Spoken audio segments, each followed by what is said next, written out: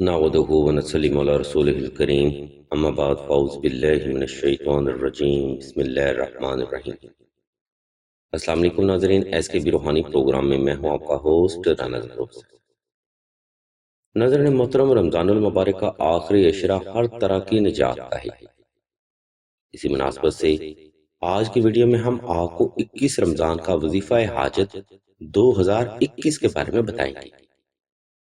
ناظرین کرام، تقاضا وقت ہے کہ اگر وقت کی بات کی جائے تو سب سے افضل وقت تہجد کا ہوتا ہے، اور اگر دنوں کی بات کی جائے تو سب سے افضل دن جمعہ کا ہے، اور اسی طرز پر اگر مہینوں کی بات کی جائے تو سب سے افضل مہینہ ماہ رمضان کا ہوتا ہے، اور اگر کل ماہ رمضان کی طرف دیکھا جائے تو سب سے افضل دن آخری عشرہ کی طاق راتیں ہوتی ہیں، جس میں اللہ کی ذات مبارکہ نے لیلۃ القدر جیسی عظیم رات کو پوشیدہ رکھا ہے۔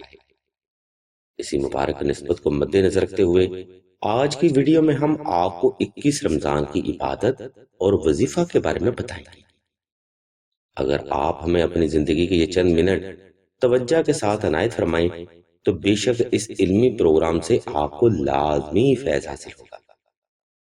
ناظرین اکرام، ہم ویڈیو کا باقاعدہ آغاز رب جلیل کے بابرکت نام سے کرتے ہیں جو کہ بڑا مہربان اور نہایت رحم کرنے والا ہے۔ ناظرین محترم، اگر آپ بھی 21 رمضان المبارک سے زیادہ فیض حاصل کرنا چاہتے ہیں تو آپ نے 20 رمضان کو بعد از افطاری سب سے پہلے 2 رکعت صلاۃ الحاجت نفل ادا کرنے۔ یہ نوافل ناظرین محترم آپ نظریہ حاجت اور نظریہ عبادت دونوں کے اعتبار سے ادا کر سکتے ہیں، یعنی 21 رمضان کے نوافل کی ترتیب بھی یہی سمجھی جائے گی۔ اس کے بعد آپ نے کسی بھی وقت کسی بھی مقام پر تنہائی کا خاص اہتمام کر لینا ہے۔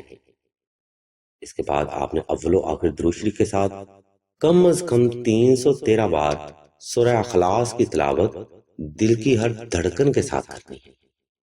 یہ عمل ناظرین محترم آپ نے توجہ سے تنہائی میں اور اسم اللہ کو تصور میں رکھتے ہوئے ہی کرنا ہے۔ کوشش آپ نے یہ کرنی ہے کہ دوران عمل آپ کو کوئی بھی فرد دانستہ یا غیر دانستہ طور پر ڈسٹرب نہ کر سکے۔ اہل علم فرماتے ہیں اگر کوئی فرد 21 رمضان کو یہ قرآنی عمل توجہ سے کر لیتا ہے تو وہ فرد تا حیات ہر قسم کے قرض، مرض، غربت و افلاس، تنگ دستی، ہر طرح کی بندش، جادو، سحر و عصیب، رکاوٹ، آفات و بلیات اور ناگہانی آفات سے محفوظ ہو جاتا ہے۔ اس لیے اہل علم فرماتے ہیں کہ 21 رمضان کو اللہ کی رحمت کے دروازے ہر خاص و عام فرد کے لیے کھل جاتے ہیں، تو حاجت کے اس عظیم ترین وقت کو سو کر گزارنا ہرگز عقل مندی نہیں ہوگا۔ سلسلہ کے بزرگ فرماتے ہیں کہ آپ 21 رمضان کو سورہ اخلاص کا وظیفہ جس بھی حاجت یا جس بھی نیت سے کرتے ہیں تو اللہ تبارک و تعالیٰ کی ذات مبارکہ اسی نسبت سے آپ پر رحمت وارد کرتے ہیں۔ اس لیے دوران وظیفہ نیک اور جائز حاجت کو ذہن میں رکھنا ہی افضل عمل ہے۔ ناظرین محترم، ویڈیو کا پہلا حصہ یہاں تک کمپلیٹ ہو چکا ہے۔ ویڈیو کے اس حصے میں ہم نے آپ کو 21 رمضان کی عبادت اور 21 رمضان کے وظیفہ کے بارے میں معلومات فراہم کی ہیں۔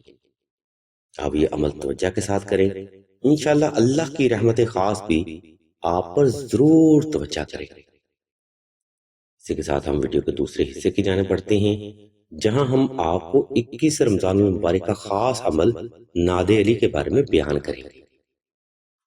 ناظرین، اہل علم اپنے تجربات اور مشاہدات کی روشنی میں بیان فرماتے ہیں کہ اگر آپ سخت سے سخت جادو، اثرات یا بندش کا شکار ہیں تو ماہ رمضان میں اس کا برق رفتار توڑ نقش ناد علی سے ہی ممکن ہے۔ نقش ناد علی ناظرین محترم دعائے اسم اعظم کا احسار لگا کر مشک و زعفران اور عنبر کے ساتھ تحریر کیا جاتا ہے۔ اس نقش مبارک کی برکت سے آپ پرانی سے پرانی بندش اور ہر طرح کے جادو، سحر و عصیب کا روحانی علاج کر سکتے ہیں۔ اس نقش مبارک کو اگر آپ کو تحریر کرنا چاہتے ہیں یا پھر سلسلہ سے حاصل کرنا چاہتے ہیں تو اس کے لیے ایک ویڈیو کا لنک اسی ویڈیو کی ڈسکرپشن میں موجود ہے۔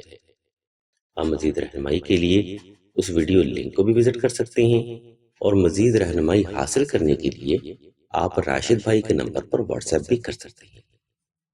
اگر ناظرین محترم، آج کا روحانی پروگرام یہاں پر تمام ہوتا ہے۔ اس روحانی پروگرام میں ہم نے آپ کو 21 رمضان کی عبادت اور 21 رمضان کے وظیفہ کے بارے میں معلومات فراہم کی ہیں۔